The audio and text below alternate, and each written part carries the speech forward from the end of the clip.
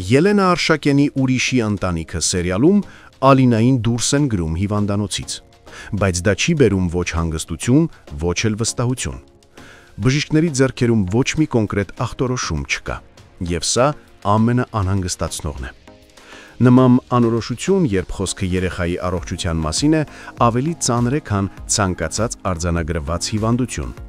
Էլիզն ու Նորոն ապրում են լուռ, բայց խորը վախի մեջ։ Նրանք չեն ասում, չեն արտաբերում իրենց սարսափը, բայց ներսում զգում են, որ իրավիճակն ամեն րոպե կարող է սրվել։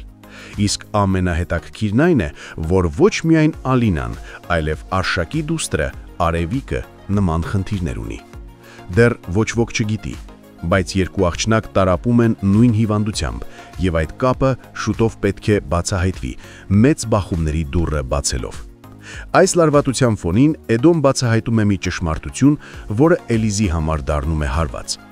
Նա տեղեկացնում է, որ Նորոն եւ Մագդան լուրջ հարաբերությունների մեջ են։ Ոչ միայն հանդիպում են, այլև Նորոն պատրաստվում է գնալ Մագդայի տուն, ծանոթանալու նրա ընտանիքի հետ։ Էլիզը, ով մինչ այդ կարծում էր, թե լիարժեք վերահսկում է իրավիճակը, դուրս է գալիս հավասարակշռությունից։ Զայրույթը նրան ամբողջովին կլանում է։ Նա սկսում է ասել ավելորդություններ, այնպիսի խոսքեր, որոնք ոչ միայն վտանգավոր են, այլև կարող են անդառնալի հետևանքներ ունենալ։ Նրա ասածներից մեկն առանձնապես ծանր է։ Նա հայտարարում է, որ պատրաստ է Նորոյին պատմել Մագդայի մասին ճշմարտությունը։ Էդոն զարմանում է, նրա համար այդ խոսքերն անբացատրելի են։ Նա չի հասկանում, թե ինչ գաղտնիքի մասին է խոսքը։ Բայց Էլիզը ոչ մի բացատրություն չի տալիս։ Լռում է, ինչպես միշտ, քողարկված ու վտանգավոր։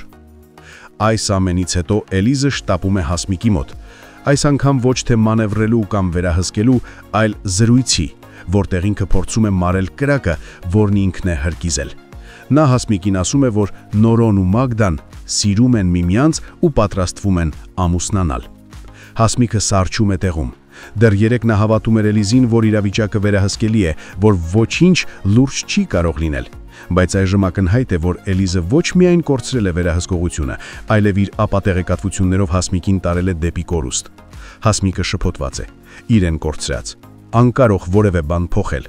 Նրա համար հիմա ամեն ինչ ճակատագրով է տրված։ Բայց միևնույն ժամանակ նա հասկանում է, որ միակ մարդը, ով այս պահին կարող է կանգնեցնել այս անկասելի փլուզումը, դա Էլիզն է։ Նա նայում է Էլիզին, աչքերում մի վերջին հույսով, խնդրում, աղաչում, գոնե հիմա պատմել Նորոյին ճշմարտությունը, քանի որ այն լռությունը, որով Էլիզը թաքցնում է իրականությունը, արդեն խաղ է բոլորի ճակատագրերի հետ։ Էլիզը սակայն խեղճացած չէ, նա վախեցած է, եւ երբ Հասմիկը նրան կոչ է անում խոստովանել ամեն ինչ, Էլիզը հանկարծ սառը ցնցումով արձագանքում է։ Նա վախենում է, որ եթե Նորոն իմանա, իրեն կվնասի կամ էլ կկործանի։ Այս պահին արդեն ճշմարտությունը Էլիզի համար մահացու վտանգ է ներկայացնում։ Եվ հենց այդ մթնոլորտում, լարվածության ու ներքին աղմուկի մեջ, տեղի է ունենում մի հանդիպում, որը կարող է շրջել բոլոր հանգույցները։ Նորոն եւ Էդոն նստած են սրճարանում, եւ ահա սրճարան է մտնում Արշակը։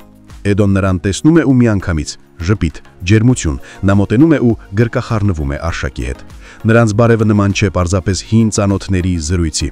Այստեղ տարիների կապ կա, հարգանք ու վստահություն։ Նորոն շրջվում է ու քարանում։ Նրա առաջ մի պատկերի կտոր է, որը երբեք իր գլխում չէր ձևավորվել։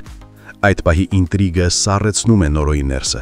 Նա չի հասկանում, թե ինչպես են իր կյանքի այս երկու մարդիկ ճանաչում իրար։ Շուտով Նորոն կիմանա, որ Արշակը Մագդայի եղբայրն է։ Հարգելի հետևորդներ, ինչպես կվարվի Նորոն, երբ իմանա ճշմարտությունը։ Գրեք մեկնաբանություն։